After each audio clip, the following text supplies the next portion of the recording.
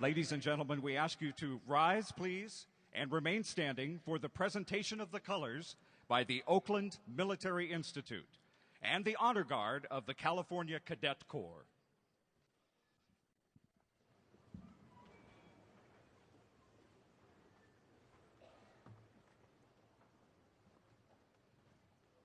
Ladies and gentlemen, please join me in the Pledge of Allegiance. Put your right hand over your heart. Ready? Begin. I pledge allegiance to the flag of the United States of America and to the republic for which it stands, one nation, under God, indivisible, with liberty and justice for all.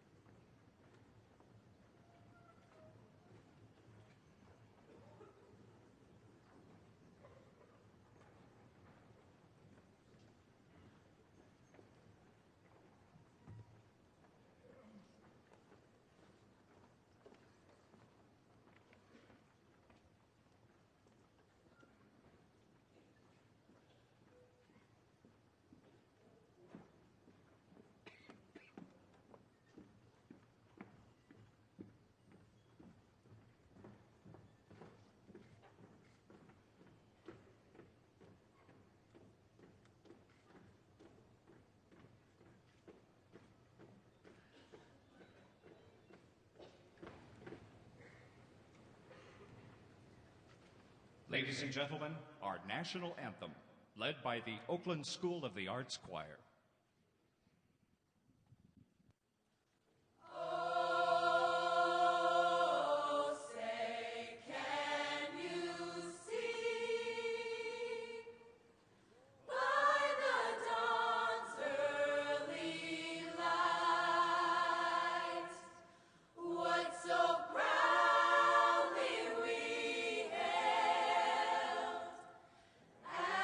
Twilight's last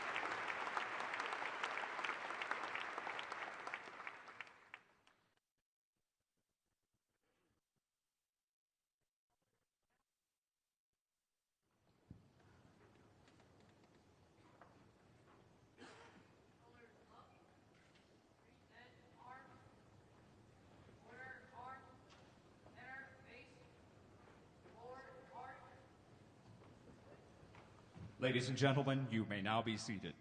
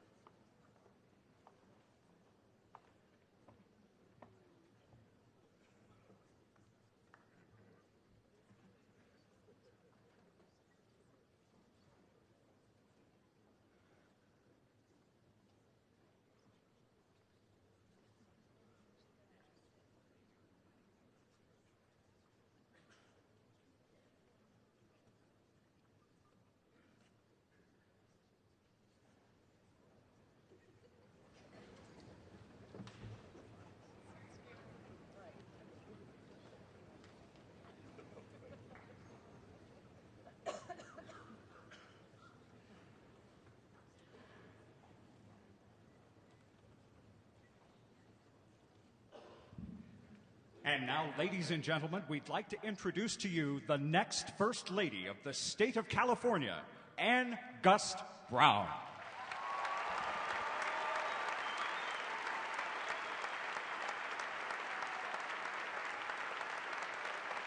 Thank you.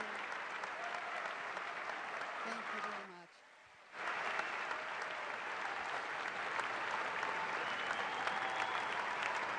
Thank you. Thank you. I can't see any of you, but I thank you. Thank you all for that warm welcome, and thank you all so much for being here. I really can't see any of you because it's lights in my eyes, but I can hear you out there, so thank you for coming. Appreciate Governor Schwarzenegger and Governor Davis for being here, and their lovely wives, Maria and Sharon, two wonderful First Ladies of California. I hope I can even begin to achieve what they did. So,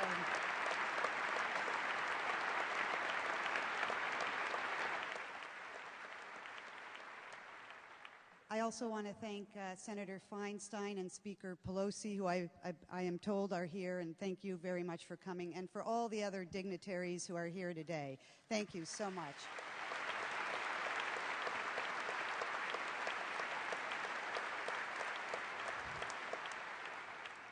Also want to thank all my family, both the Gust family and the Brown family, some of whom came from pretty far away, and we really appreciate all of you who came.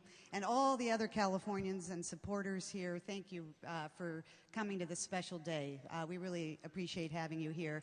And also, I wanted to just give one little last thank you to the wonderful students of the Oakland School for the Arts and the cadets from the Oakland Military Institute.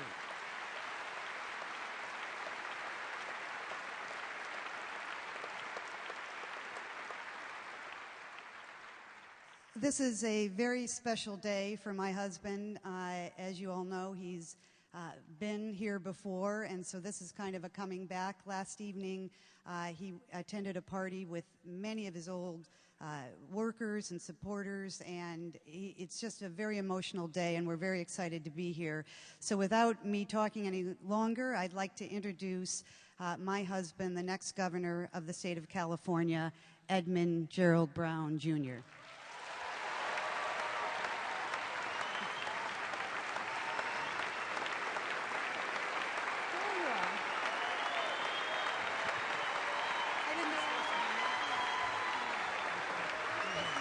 Right here, okay. Thank you. Where is it? Oh, right here, okay. Thank you.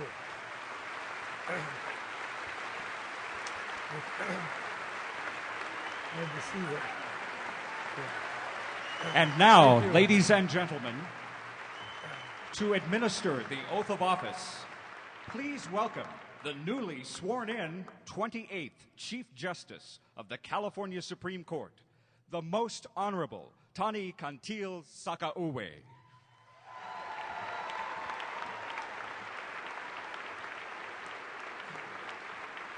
Thank you. Okay, I've not done this one before. You ready? Yes, please place your left hand and raise your right hand and repeat after me. I state your name. I, Jerry Brown, Do solemnly swear do solemnly swear that I will support and defend that I will support and defend the Constitution of the United States the Constitution of the United States and the Constitution of the State of California and the Constitution of the State of California against all enemies, against all enemies, foreign and domestic, foreign and domestic, that I will bear that I'll bear true faith and allegiance true faith and allegiance to the Constitution of the United States to the Constitution of the United States and the Constitution of the State of California, and the Constitution of the State of California, that I take this obligation freely that I take this obligation freely without any mental reservation without any mental reservation. or Really, no mental reservation.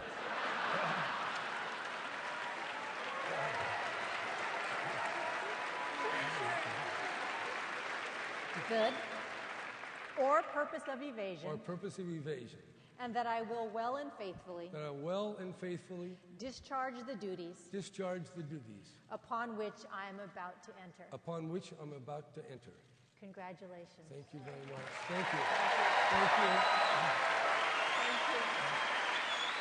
Thank you. Let me go in a glass of water here.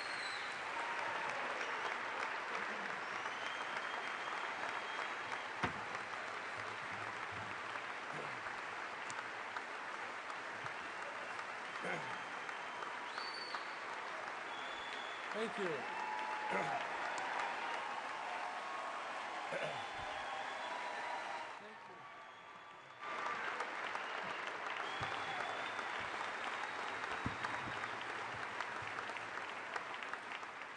This was the first time I did one of these inaugurations with my hand on a Bible. And it's Ann's grandfather's Bible, so we used it for the wedding, we used it for the inauguration. I think it's going to stick.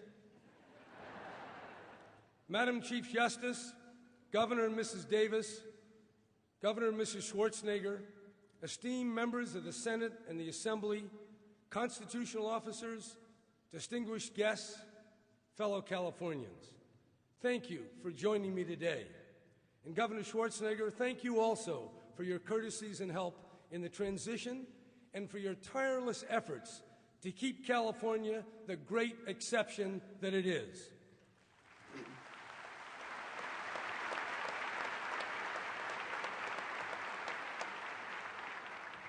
This is a special moment as executive power passes from one governor to another, determined solely by a majority vote.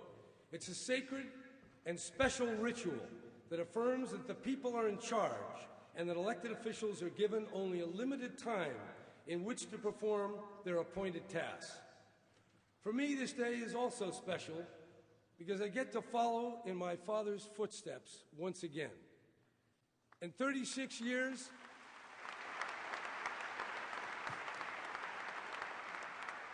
and 36 years after my first inauguration as governor, even follow in my own.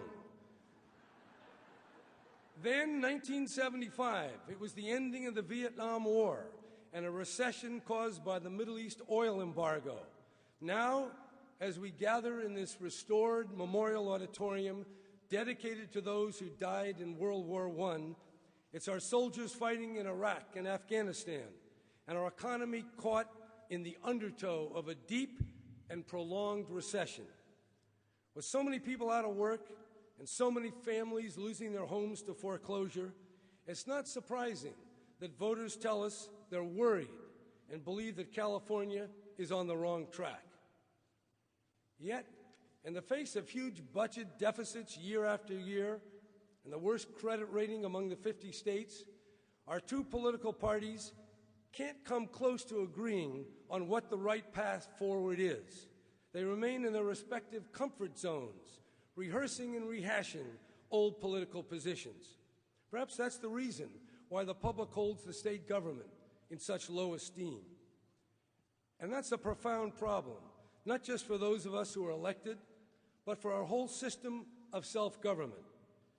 Without the trust of the people, Politics degenerates into mere spectacle, and democracy declines, leaving demagoguery and cynicism to fill the void. The year ahead will demand courage and sacrifice. The budget I propose will assume that each of us who are elected to do the people's business will rise above ideology and partisan interest and find what's required for the good of California.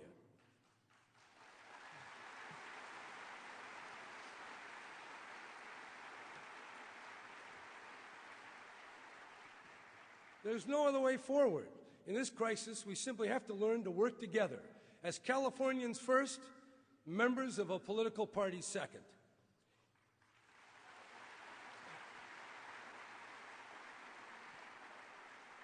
In seeking the office of governor, I said I'd be guided by three principles. First, speak the truth. No more smoke and mirrors on the budget, no empty promises. Second,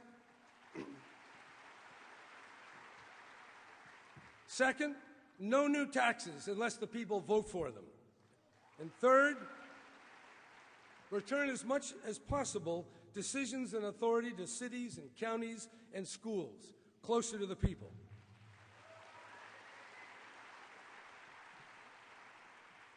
With your help, that's exactly what I intend to do. The budget I present next week will be painful, but it will be an honest budget. The items of spending will be matched with available tax revenues, and specific proposals will be offered to realign key functions that are currently spread between state and local government in ways that are complex, confusing, and inefficient. My goal is to achieve greater accountability and reduce the historic shifting of responsibility back and forth from one level of government to another. The plan represents my best understanding of our real dilemmas and possibilities. It's a tough budget for tough times. When dealing with a budget gap in the tens of billions, I must point out that it's far more than waste and inefficiency that we have to take out. Yes, government wastes money, and I'll be doing a lot about that starting this week. But government also pays for things that most people want and that are approved only after elected representatives debate their merits and finally vote them into law. They cover the spectrum from universities, parks, healthcare, prisons, income assistance, tax incentives, environmental protection, firefighting, and much else. But choices have to be made and difficult decisions taken. At this stage of my life, I've not come here to embrace delay and denial.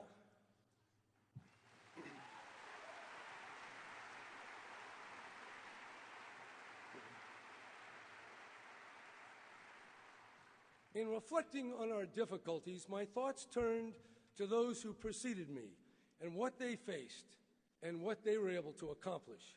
My father, who took the oath of office as governor 52 years ago.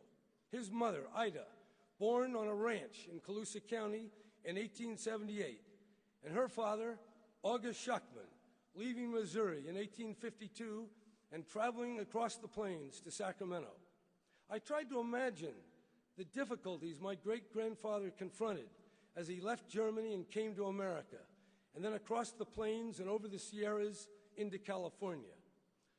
Let me read from the diary that he kept during his long trek westward. On the 26th of June, we came to the first sand desert. It was 41 miles.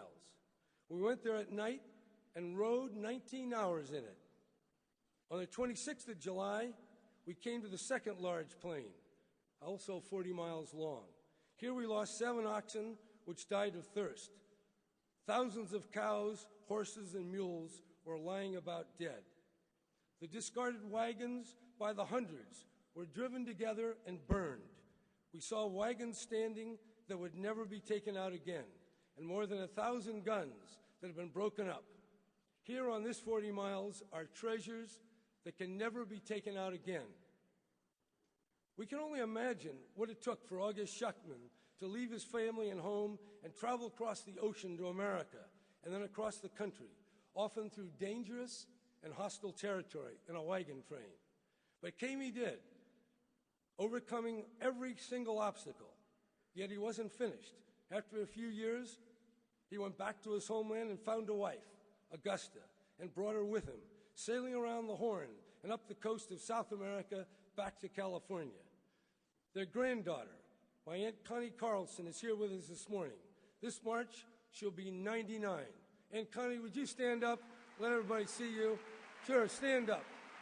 Can we get a light on here? Turn around and see.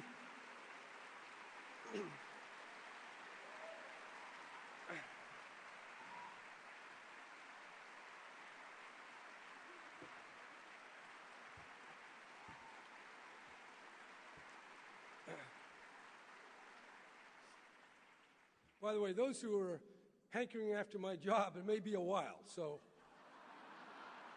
relax. God willing, the genes are good. I won't say any more.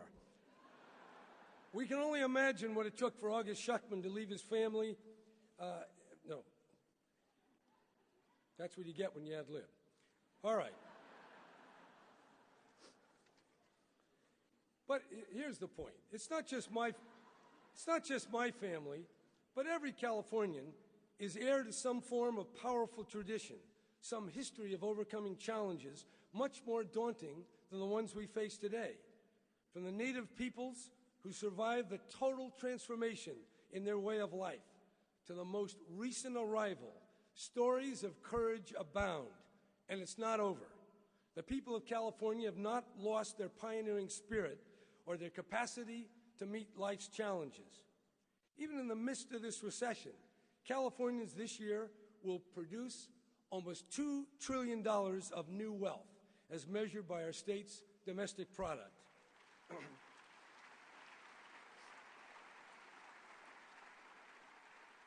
The innovations of Silicon Valley, the original thinking coming out of our colleges and universities, the skill of our farmers, the creative imagination of Hollywood, the internet, and the grit and determination of small businesses everywhere all give hope to an even more abundant future up ahead.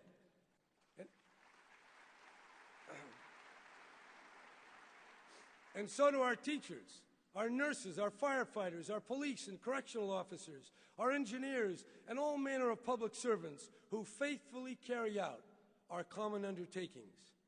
This is a time to honestly assess our financial condition and to make the tough choices. And as we do, we will put our public accounts in order, and investments in the private sector will accelerate, and our economy will produce new jobs just as it has after each of the other 10 recessions since World War II. As Californians, we can be proud that our state leads the rest of the country in our commitment to new forms of energy and energy efficiency.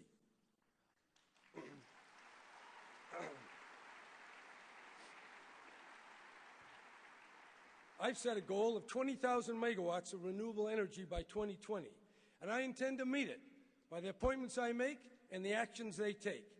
There are hundreds of thousands of new jobs to be created if California regulatory authorities make sensible and bold decisions. It will also be necessary to make sure that our laws and rules focus on our most important objectives, minimizing delays and unnecessary costs. I'll meet not only with leaders of energy companies, but with executives from a broad range of California business and industry to work on common problems and the breakdowns that we've been seeing. We're going to break the barriers that have been holding us back. We live, after all,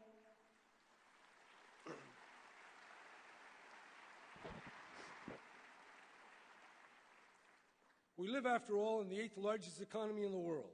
Over the last decade, California has actually outpaced the nation in the growth of our domestic product and in our productivity per capita. That means each person working in this state is working more effectively in terms of what is produced than the country and any other state.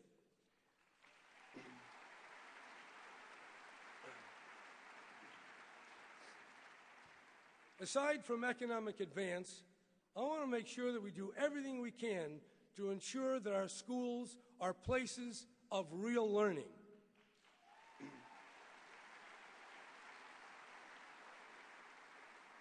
Our budget problem is dire, but after years of cutbacks, I'm determined to enhance our public schools so that our citizens of the future have the skills, the zest, and the character to keep California up among the best.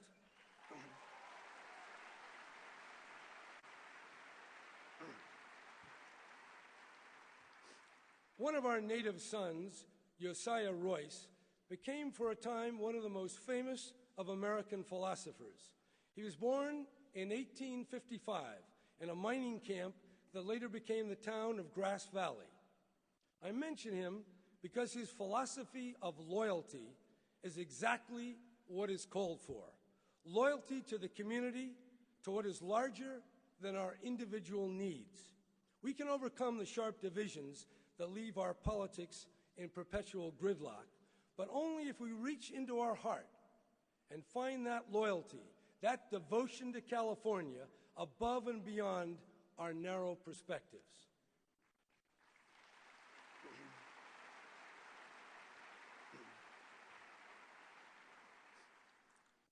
I also mentioned Josiah Royce because a long time ago, my father spoke to me about him and his philosophy of loyalty. I didn't really grasp its importance, but as I look back now, I understand how this loyalty to California was my father's philosophy as well. It drove him to build our freeways, our universities, our public schools, and our state water plan.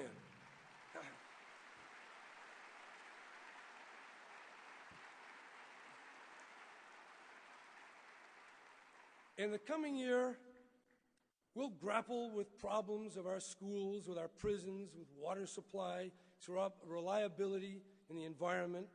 We'll also have to look at our system of pensions and how to ensure that they're transparent and actuarially sound and fair to the workers and fair to the taxpayers. Many of these issues have confronted California one way or another for decades, certainly since the time of Governor Earl Warren. And it's sobering and enlightening to read through the inaugural addresses of past governors. I don't imagine too many of you do that. They each start these inaugural addresses on a high note of grandeur and then focus on virtually the same reoccurring issues: education, crime, budgets, water. I've thought a lot about this, and it strikes me that we face together as Californians are not so much problems, but rather conditions, life's inherent difficulties. A problem can be solved or forgotten, but a condition always remains. It remains to elicit the best from each of us and show us how we depend on one another and how we have to work together. With realism, with confidence, with loyalty in the deepest sense to California, to my forebears, and to posterity. As our song says, California, here I come, right back where I started from. Thank you. Thank you.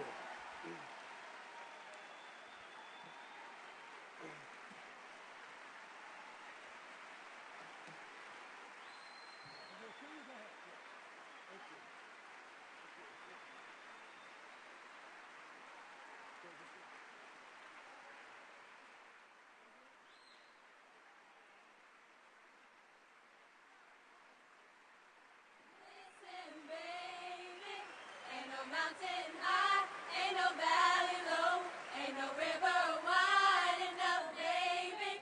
If you need me, call me, no matter where you are, no matter how far. Don't worry, baby, just call out my name, I'll be there in a hurry.